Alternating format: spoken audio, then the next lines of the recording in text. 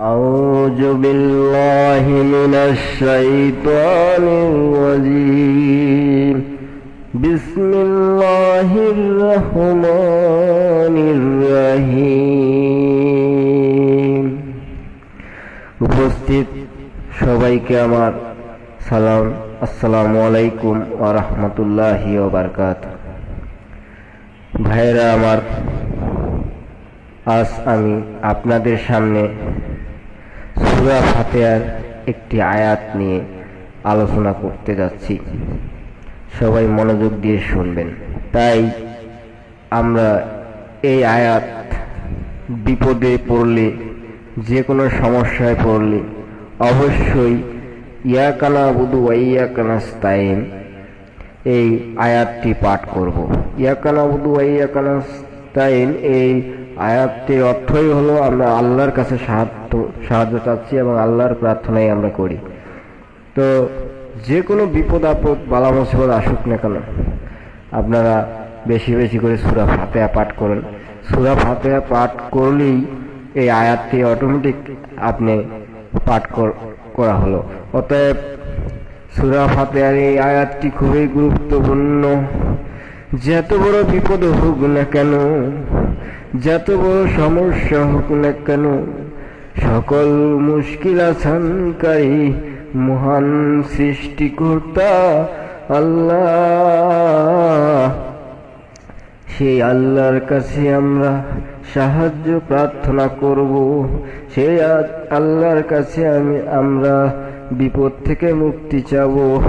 রক্ষাকারী সেই আল্লাহর কাছে আমরা রক্ষা চাইব। ভাইরা আমার, ও বন্ধুরা, এমন কোনো বিপদ আছে নাকি পৃথিবীতে যেই বিপদ থেকে উদ্ধার করতে আল্লাহ পারে না? সকল বিপদ আপদ থেকে উদ্ধার করার মালিক একমাত্র আল্লাহ। তাই আমরা বেশি বেশি করে সূরা ফাতিহা পাঠ করব। সূরা ফাতিহা আমাদের জন্য রহমতের স্বরূপ আল্লাহ তাআলা নাজিল করেছেন। সেই সূরা ফাতিহার একটি আয়াত ইয়াকা না'বুদু ওয়া ইয়াকা নাস্তাইন, এই আয়াতটি অনেক গুরুত্বপূর্ণ। আপনি যদি সেই আয়াতটিকে জেগের হিসাবে 100 বার পাঠ করেন, ইনশাআল্লাহ আপনার যে কোনো বিপদ কেটে যাবে। আমি যদি মিথ্যা বলে থাকি, আপনি কোরআনকে বাইর করুন। কোরআন বাইর করে কোরআনের মধ্যে এই আয়াতটি পড়ুন, পড়ে তার যে অর্থ সেটা ভালো করে জেনে নিন আমি মিথ্যা বলেছি কিনা। মিথ্যা বলতে ভাই আমি জানি না।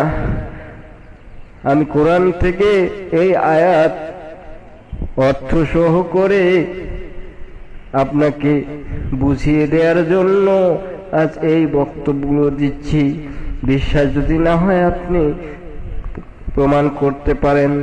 কোরআন, সেই কোরআনের মাধ্যমে আপনি প্রমাণ করতে পারেন।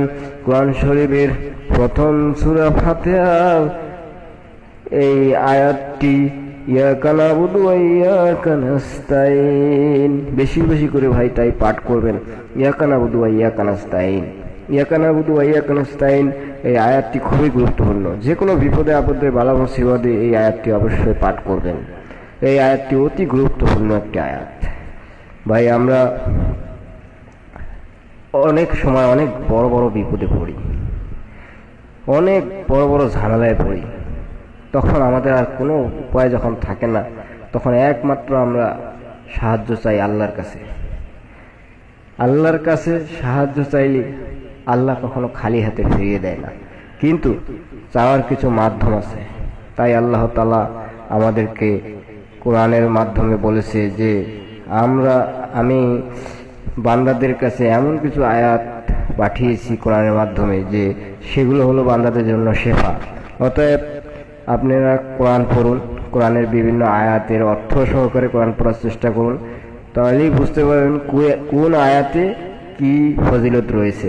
অতএব আপনারা গুরুত্ব সহকারে এই আয়াতটি আজকে থেকে মনে রাখবেন।